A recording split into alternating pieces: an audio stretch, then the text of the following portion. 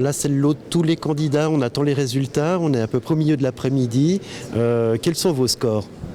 Pour l'instant, c'est les États qui sont les plus avancés au niveau des scores. Donc, je suis derrière Jacques Nérinck, aussi naturellement derrière Isabelle, mais je suis heureux de voir que je suis qu'à 400 voix de Jacques Nérinck. Donc, pour l'instant, à 4%, je crois, ce qui est un score tout à fait honorable. Donc, j'espère qu'on va rester proche de ce score-là, mais on doit encore attendre la fin des résultats. L'objectif pour moi, c'est vraiment d'être visible, de pouvoir montrer que le Parti libéral a des propositions qui sont tout à fait correctes et qui peuvent être soutenues par la population. Il faut qu'on soit plus connu, il faut qu'on montre de quoi on est capable, mais ça c'est pour moi un début plutôt qu'une fin. Le PLR, premier parti du canton de Vaud, quelle est votre analyse ? On est très content du résultat. Je pense que les Vaudois ont compris que c'est important de défendre les valeurs que nous défendons au PLR, à savoir la liberté, l'innovation et la cohésion.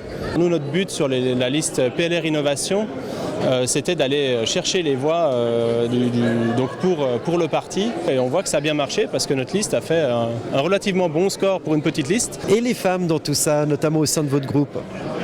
Alors, nous avions au sein des 3 listes PLR pour le canton de Vaud lors de cette élection à peu près 30% de candidates. C'est bien, mais c'est trop peu. J'espère que pour les prochaines élections, qui seront les élections communales au mois de février, nous arriverons en tout cas à un 40% de femmes présentes sur les listes du PLR. Comment elle s'est comportée, cette liste des jeunes libéraux radicaux vaudois ?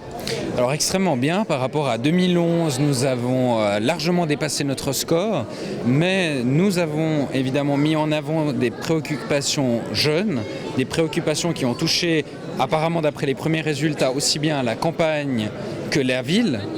Et à ce niveau-là, je pense qu'aujourd'hui, en tout cas à cette heure-ci, nous pouvons d'ores et déjà être contents de notre résultat. Alors, ce qui est arrivé au PBD, eh bien, tout simplement, il n'a pas vraiment gagné de siège au niveau national.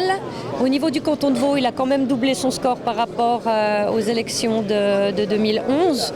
Donc, c'est quand même plutôt positif. À titre personnel, je vous avoue être un petit peu soulagée parce que je suis en train maintenant de mettre sur pied une nouvelle, pas manifestation, je ne vais pas dire encore ce mot, un nouveau combat pour le droit des pères. Et je crois que les combats de ce genre, j'ai pu en faire l'expérience jusqu'à maintenant, c'est beaucoup plus facile de les mener depuis l'extérieur du palais fédéral. J'ai pu le prouver ces 15 dernières années en faisant changer toute seule la constitution fédérale en étant à l'extérieur que de l'intérieur. Tout le monde parle d'un glissement à droite.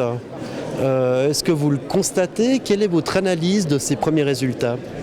Je vois surtout l'échec de l'abstentionnisme.